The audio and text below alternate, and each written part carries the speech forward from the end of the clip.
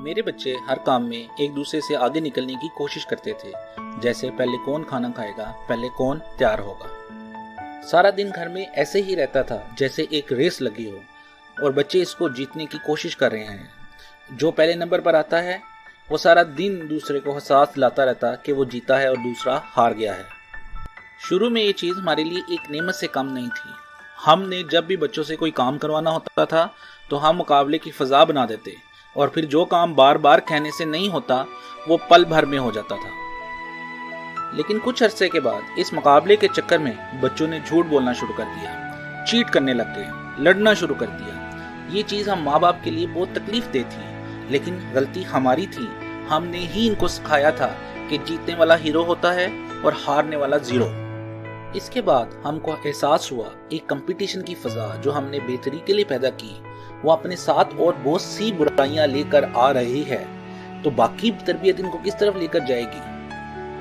اب ایک بہت بڑا سوال ہمارے سامنے یہ تھا کہ کیا ہم اپنے بچوں کی تربیت کر بھی رہے ہیں یا نہیں، اور ہم ان کو کچھ ایسا تو نہیں سکھا رہے ہیں جو ان کو نہیں سیکھنا چاہیے، اور یہ سب کچھ ہم انکانشیسلی یعنی غیر ارادی طور پر کرتے جا رہے ہیں، کیونکہ کمپٹیشن تو ایک پازیٹیو کام تھا جس کا نتیجہ یہ نکل رہا تھا۔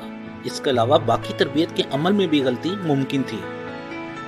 اب ہمارے سامنے 3 سوال تھے کہ بچوں کی تربیت کے لیے کیا کریں، کیسے کریں اور کیوں کریں۔ انگلش، میتھ اور سائنس پڑھانے کے لیے تو ہمارے پاس کتابیں بھی ہیں، ورک بکس بھی ہیں، ایکٹیویٹی بکس بھی ہیں، لیکن ہمارے پاس تربیت کرنے کے لیے کوئی ریسورسز موجود نہیں۔ میں نے جب یہ سوال اپنے کچھ دوستوں سے پوچھا تو ان کا یہی جواب تھا، بلکہ طنز تھا، کہ کیا آپ کو بچوں کی تربیت نہیں کرنی آتی، اور اس کے لیے کیا کسی کتاب کی ضرورت ہے؟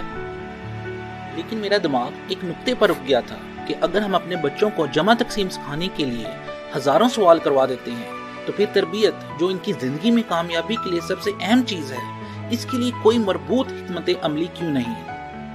1 سال کی ریسرچ کے بعد مجھے اس پر یقین ہو گیا کہ جس کو ہم کوئی کام سمجھتے ہی نہیں، اور ہمارے خیال میں ہم کو نہ تو سیکھنے کی ضرورت ہے کہ تربیت کیسے کی جاتی ہے، اور نہ اس کے لیے کوئی کتاب ہونی چاہیے۔ اس کا برعکس یہ دنیا کا سب سے مشکل ترین کام ہے، اور اس کے لیے بہترین ٹریننگ کی ضرورت ہے۔